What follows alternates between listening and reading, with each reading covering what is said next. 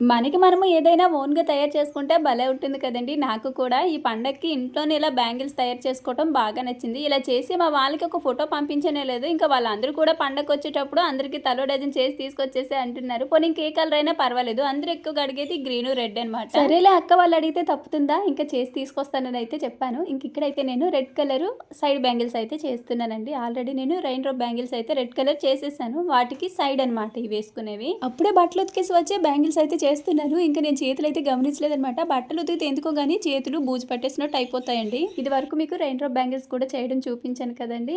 So, మొత్తం అయిపోయాయనమాట. ఇదే last. ఇది అయిపోతే ఇంకా పూర్తిగా కంప్లీట్ అయిపోయినట్టే. ఇప్పటి వరకు చేసేవన్నీ కూడా నా కోసం నేను చేసుకున్నానండి. సో, అవైతే కంప్లీట్ అయిపోయాయి. ఇంకా అక్కి వాళ్ళు, చెల్లి వాళ్ళ కోసం అయితే చేయాలనమాట. అప్పుడప్పుడు ఖాళీగా ఉన్నప్పుడల్లా చేస్తూ ఉన్నాను.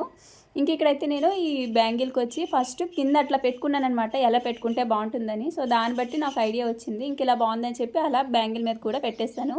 2 బ్యాంగిల్స్ కలిపి అటాచ్ చేశాననమాట. ఫైనల్ లుక్ వచ్చి ఇలా ఉందండి. లాస్ట్ టైం కూడా ఇలానే ఒక సెట్ అయితే చూపించాను కదా! అవి గ్రీన్ కలరు, ఇవి రెడ్ కలర్ అనమాట. సో, ఇట్లా అయితే నేను మొత్తం 8 కలర్స్ అయితే చేసుకున్నాను. ఇదే సెట్ బయట కొనాలంటే ఖచ్చితంగా 200 పైనే ఉంటుంది. చూసారు కదా! ఇలా అయితే వస్తాయన్నమాట. మనం ఓన్లీ రెయిన్ డ్రాప్ బ్యాంగిల్స్ అయినా వేసుకోవచ్చు. ఇలా సైడ్ బ్యాంగిల్స్ వేసి కూడా వేసుకోవచ్చు. ఇంకోటి ఏంటంటే మనం చేసుకున్న 8 కలర్స్‌లో మిక్స్డ్ కూడా వేసుకుంటా ఉండొచ్చనమాట మ్యాచింగ్‌ని బట్టి.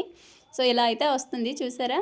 నేను మైక్రో బీడ్స్ అయితే నా దగ్గర లేవనమాట. అందుకని ఈ బాల్ చైన్ అయితే తీసుకొని కట్ చేసి వేసాను. మైక్రో బీడ్స్ ఉంటే అవే వేసుకోండి. ఇంతకీ నేను చేసిన ఈ బ్యాంగిల్స్ ఎలా ఉన్నాయో చెప్పడం మర్చిపోకండి. వీడియో చూసి వెళ్ళిపోకుండా చిన్న లైక్ ఇచ్చి మన ఛానల్‌ని సబ్స్క్రైబ్ చేసి ఫాలో చేయొచ్చు కదండీ!